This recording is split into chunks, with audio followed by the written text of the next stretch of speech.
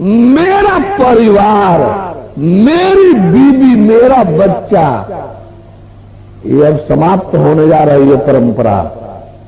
प्रजा सुचिष्ट सात्विकी, कल की अवतार ये लागू करेगा। प्रजा की पहचान माता पिता से नहीं, प्रजा की पहचान सत्पुरुषत्व से होगी, गुरुत्व से होगी। ये फसान वाली शैली समाप्त होने जा रही है। फसान वाली शैली, ये माता पिता पत्नी बेटा बेटी जिन्होंने अब नहीं रह जाएंगे। अब सच्चा राज्य होगा, परमेश्वर होगा, सबका पता परिचय बदलेगा। इस 4 में आहार, निद्रा, भय, मैथुन, मात्र 4 में अपना जीवन कर दिया। यह जो मानव शरीर मोक्ष के लिए मिली थी, इस सृष्टि का सर्वोत्तम लाभ लेने के लिए मिली थी, परमेश्वर के मार्ग में चलने के लिए मिली थी, आपने क्या बना दिया? भोग की मशीन। जाना ही नहीं, आपने इस मानव जीवन को जाना ही नहीं। और क्या करने लगे? मात्र 4 में रत हो गए। किसमें? आहार, निद्रा, भय और मैथुन। क्या है ये 4? पहला आहार। आप सभी क्या कर रहे हैं? खा रहे हैं, भोग रहे हैं, खा रहे हैं उसको, यानी खाने में। पहला क्या है? खाना, आहार। आपने अपना जीवन कैसे कर दिया? आहार में बिता दिया। दूसरा, निद्रा, सोना जागना। सुबह से जागे, बस लग गए भोग की खोज में। क्या बना दिया आपने अपना जीवन? सुबह से उठे, क्या करने लगे? भोग की खोज करने लगे, भोग की खोज में चल दिए। सुबह उठाए नहीं, विषय चिंतन शुरू, भोग चिंतन शुरू। इस मानव शरीर के बारे में सोचना तो बहुत दूर रहा। क्या करने लगे? भोग के लिए चिंतन करने लगे। जैसे सुबह हुई, तुरंत सुबह से लेकर शाम तक भोग भोग भोग, पूर्णतः भोग के लिए आप जीवन करने लगे।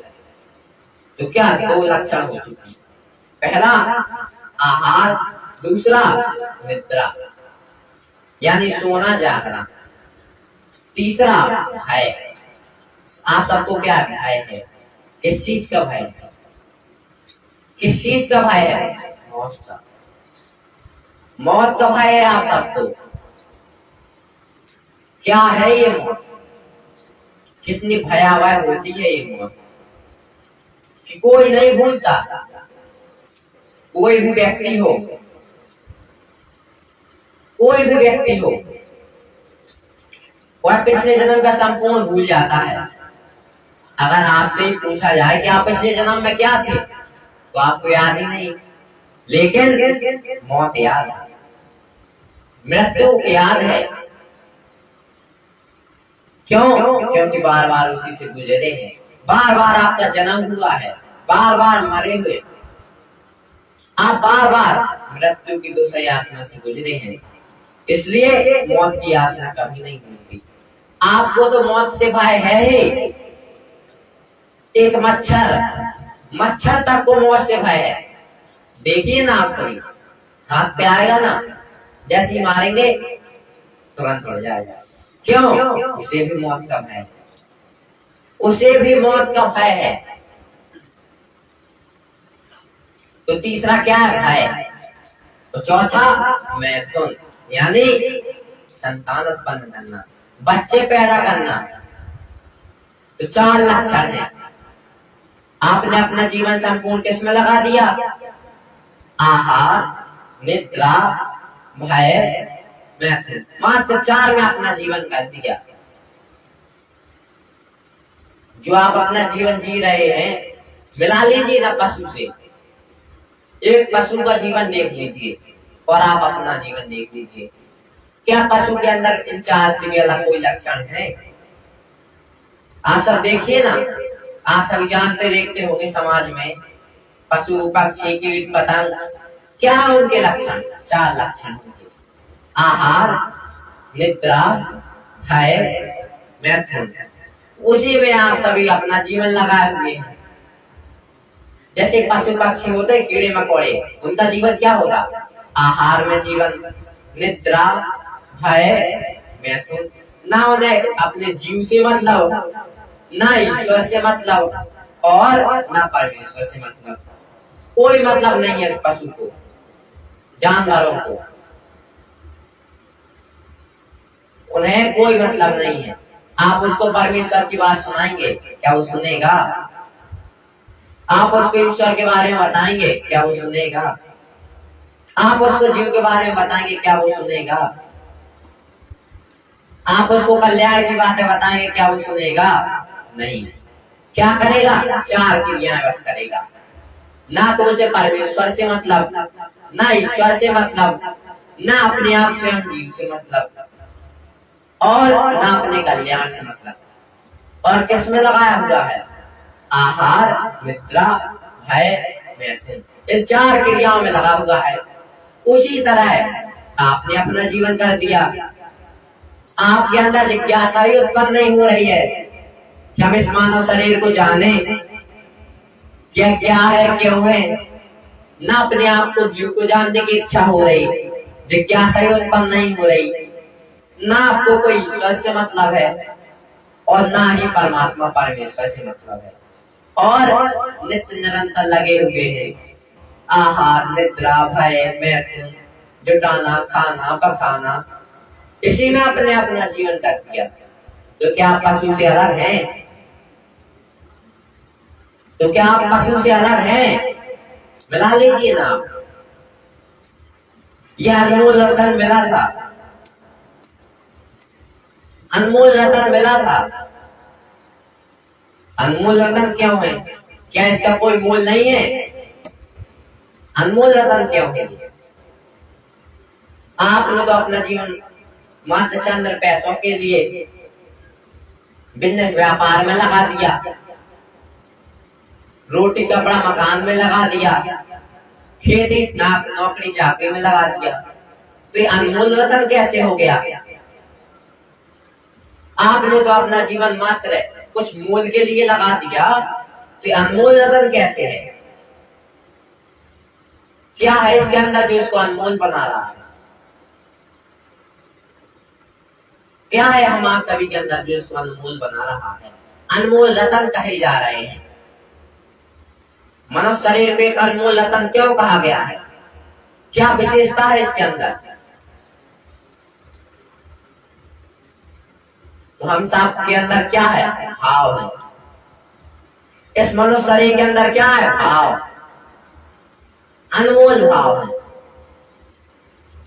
उसका कोई मोल ही नहीं है। लेकिन उस अनमोल भाव को आप क्या कर रहे हैं? व्यर्थ बिता रहे हैं। रोटी में लगा रहे हैं, नौकरी में लगा रहे हैं, बिजनेस व्यापार में अपने भाव का पतन की तरफ लगा रहे हैं। ये भाव मिले किस लिए थे? परमात्मा परमेश्वर को देने के लिए। यह मनुष्य शरीर मिली क्यों थी? परमात्मा परमेश्वर को पाने के लिए। तो क्या कह रहे हैं रामचंद्र कि नर तन भाव बारिद कहूं बेरो। बता रहे हैं, गौर से पकड़िएगा आप सब। कि मनुष्य शरीर क्या है? एक बेड़ा है, एक जहाज है। किस लिए?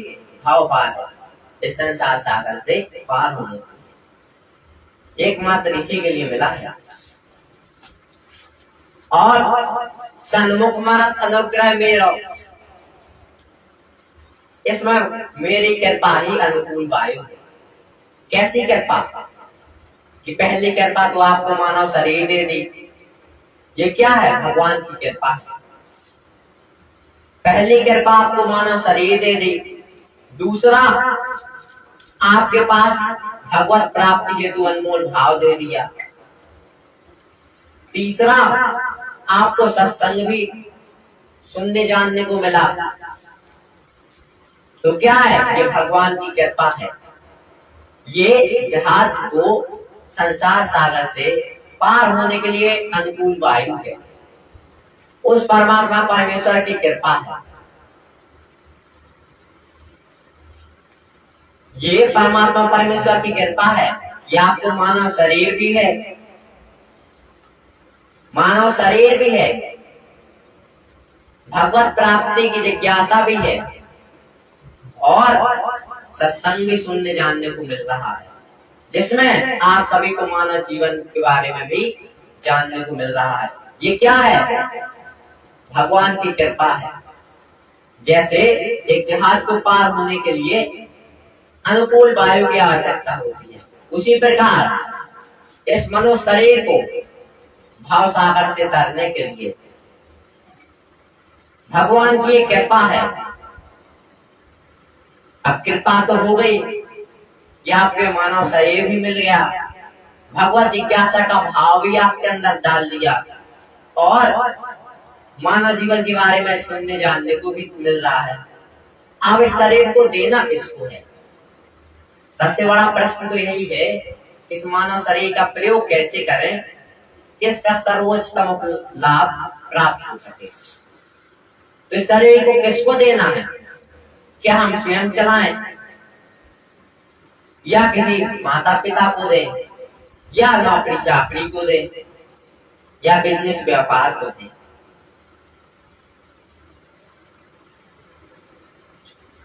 वही बता रहे हैं भगवान श्री रामचंद्र जी। ये मनुष्य शरीर हमने आपको भवसागर से पार होने के लिए दिया है, और इस शरीर को देना किसको है? आगे बताते हैं, करण धार सदगुरु जन नावा। ये जो आपको नाम मिली है, ये जहाज मिला किसको देने के लिए? उस सदगुरु को, सदगुरु को देने के लिए। सदगुरु कौन होता है भाई? हम आप सभी अभी हर जगह देखते होंगे, लिखे रहते हैं कि 1008 श्री श्री सदगुरुदेव भगवान, सदगुरुदेव सन्यासी बाबा,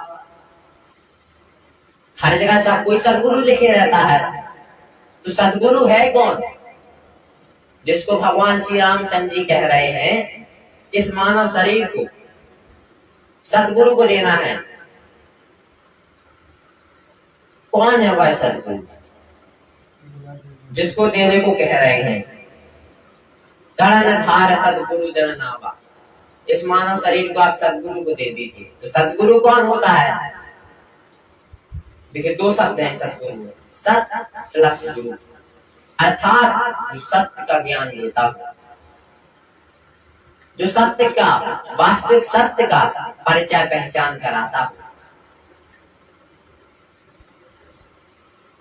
जो वास्तविक परम सत्य को जानता हो,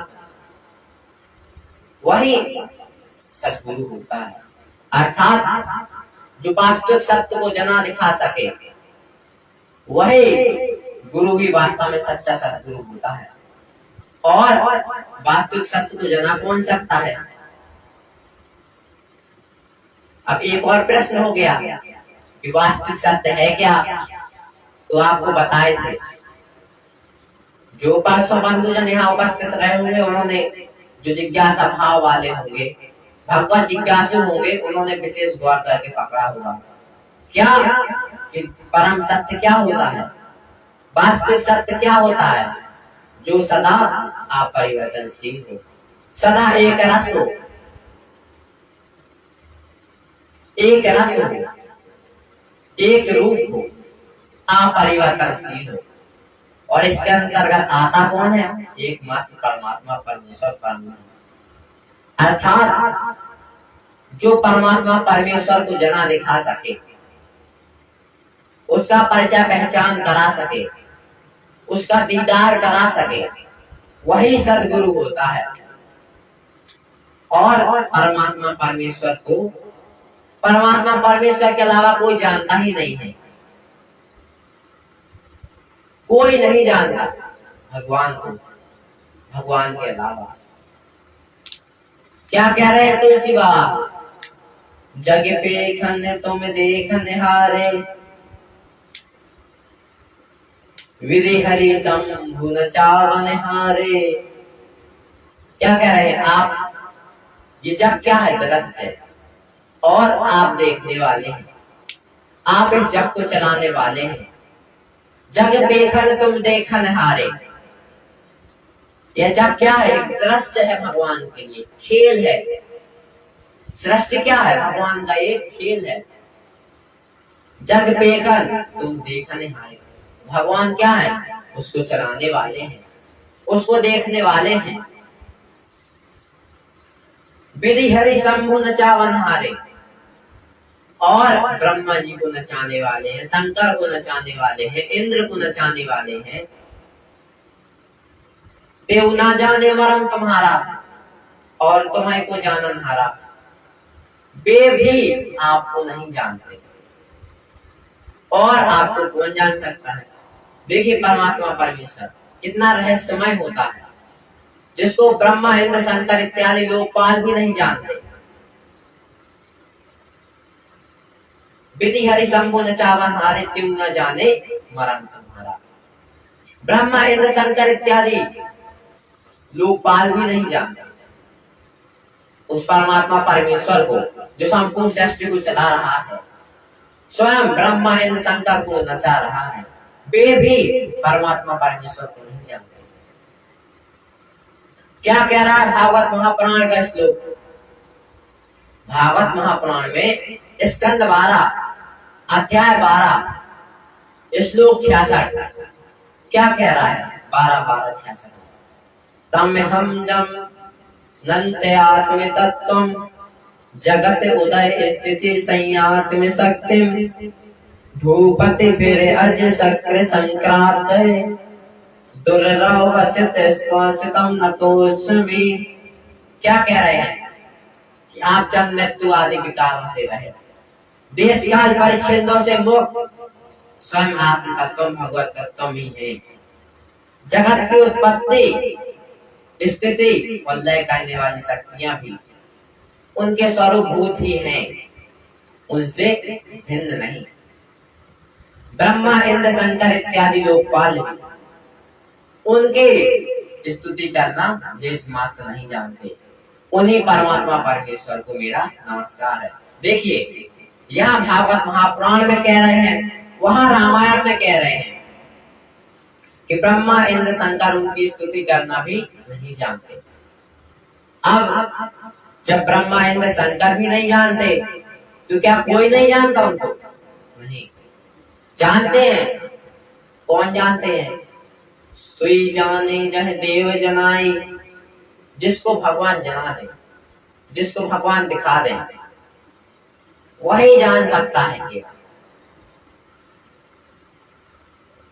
अर्थात जब परमात्मा परमेश्वर धरती पर अवतार लेकर आते हैं और सत्य का ज्ञान देते हैं, परमात्मा परमेश्वर का दर्शन कराते हैं, तो क्या कहलाते हैं? सद्गुरु। जैसे पूरे त्रेता में एकमात्र भगवान विष्णु ही सद्गुरु थे। पूरे सतयुग भगवान विष्णु ही सद्गुरु थे। उन्होंने ही परमात्मा परमेश्वर को जनाया दिखाया। और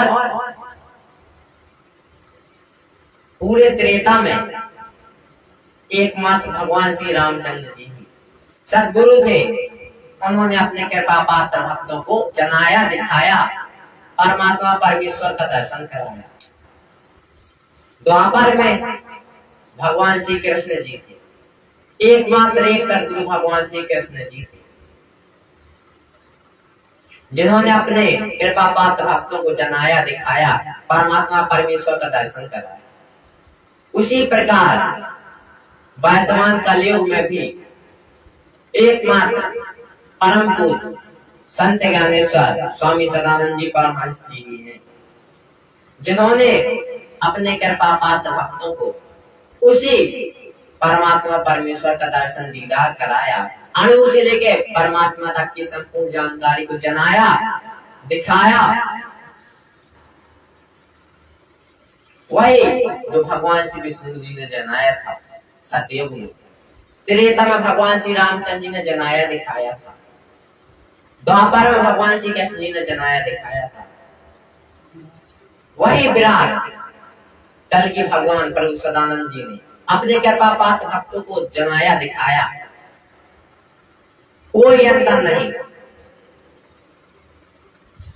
वही विराट, वही भगवान, वही ज्ञान।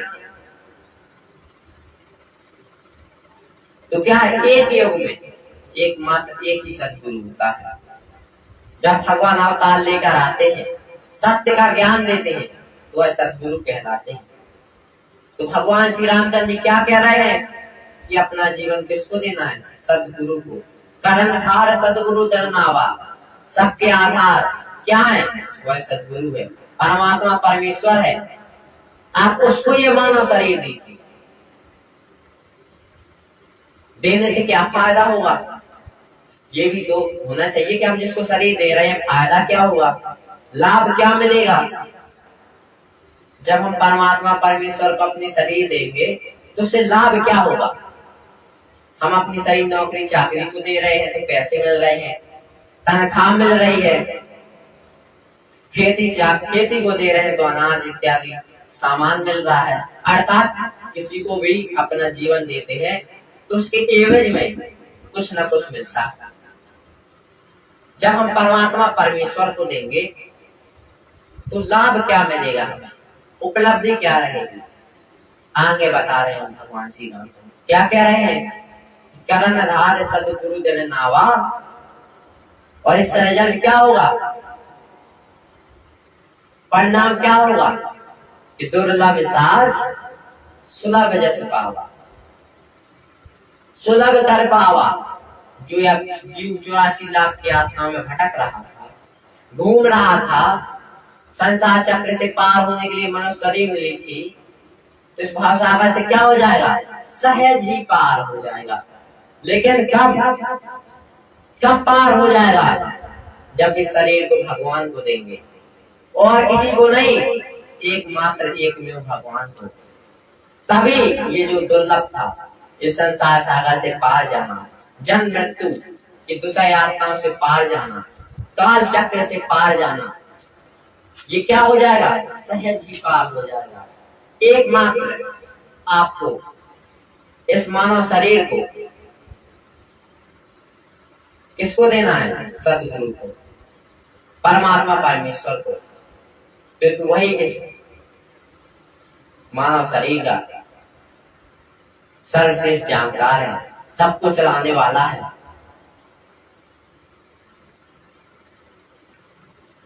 इस शरीर को चलाने वाला है। प्रेम सोली जी सदगुरुदेव जी महाराज की जय, परम पिताजी परमेश्वर की जय, आनंद गंध प्रभु सदानंद मनमोहन भगवान की जय। एक बात और, ये देखिए, भगवान जो होता है परम कृपालु होता है। भगवान का ज्ञान संपूर्ण अपराधों को क्षमा कर देता है। जो ज्ञान की तलवार होती है वो क्या करती है? संपूर्ण आपके अपराध होते हैं, संपूर्ण पाप होते हैं, क्या कर देते हैं? माफ कर देते हैं भगवान। कब? जब आप भगवान के वचनों को धारण करेंगे। आप भगवान के वचनों को धारण करेंगे, भगवान क्या करते हैं? संपूर्ण आपके अपराधों से आपको मुक्त कर देते हैं। कब? जब आप भगवान के वचनों को धारण करेंगे। इसके विपरीत इसका परिणाम भी जान लीजिए। अगर आप परमात्मा परमेश्वर के वचनों को सुनकर, जानकर उस पर नहीं चल रहे हैं, उसका विरोध कर रहे हैं, उसके विपरीत जा रहे हैं, तो क्या परमात्मा परमेश्वर आपको छोड़ेगा?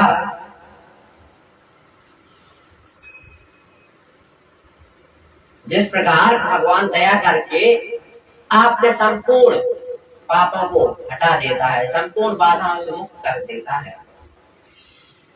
अब आप उसी भगवान के वचनों को ना सुने, उनके वचनों पे ना चले, उनके वचनों को धारण ना करके इसको विपरीत दिशा में ले जाएं, तो क्या भगवान आपको क्षमा करेगा? क्या भगवान आपको क्षमा करेगा?